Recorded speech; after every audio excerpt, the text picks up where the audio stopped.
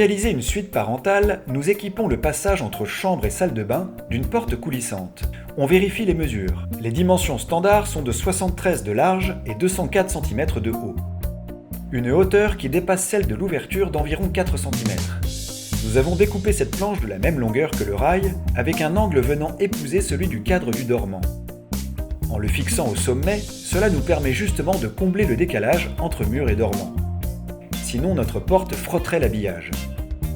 Le rail est ensuite équipé de 5 suspentes de fixation à écart régulier, en commençant sur ce modèle à 3 cm de chaque extrémité.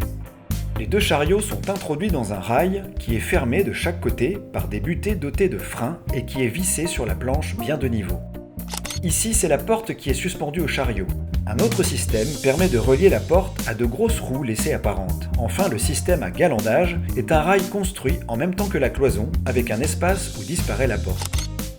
Quel que soit le système, on fixe au sol, à 15 mm à droite du passage, un guide.